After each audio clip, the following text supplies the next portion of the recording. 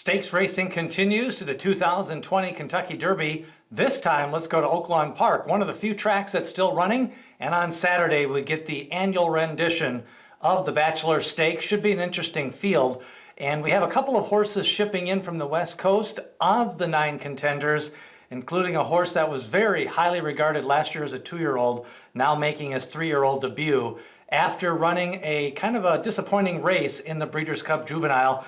Let's start at the rail. Steve Asmussen sends out Little Menace. Little Menace has been sprinting all along, 4 straight races at 6 furlongs. He gets his 5th race at 6 furlongs, draws inside, and he's capable of working out a good trip from the rail. His speed figures are a little bit below what some of the other ones have ran, but in his current form, he's sitting right there, probably at a 92 or 93 Brisnet in this race, and the par for the race is a 95.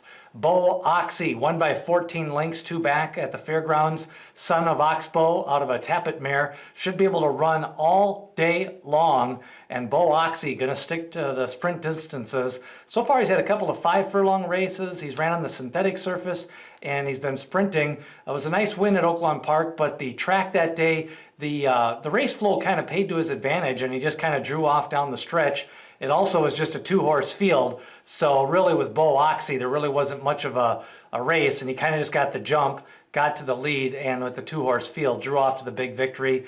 Last time out, he faced a 6-horse field and lost to a couple of horses that are in this race, including Little Menace. He's 25 to 1 on the morning line. He's going to be a long shot in this race. Echo Town ran fast last time out, a 97. That puts him above the par for the race. Broke his maiden impressively in January with a 95. He is going to be one of the race favorites, along with Ginobili, who 2 back gave Nadal all he could handle off the bench, then came back and ran a disappointing 5th at Oaklawn Park.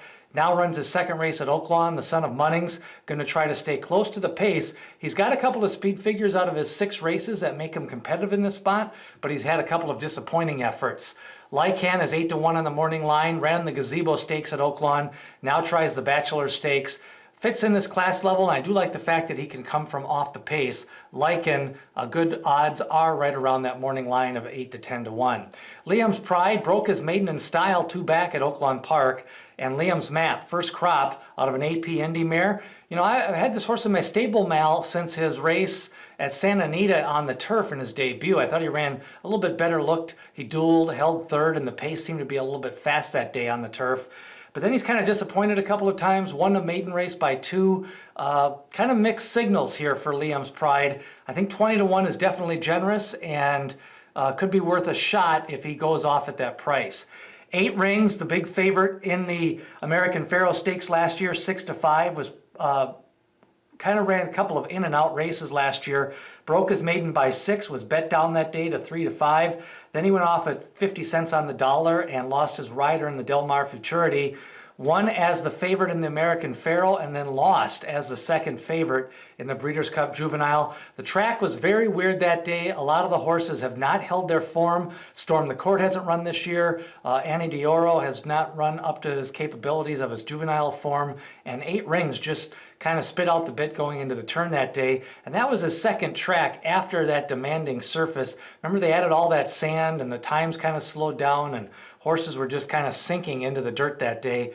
8 Rings probably live, but I wouldn't want to take too short of a price. His 5 to 2 morning line is more fair. I have a feeling he's going to go off at 7 to 5.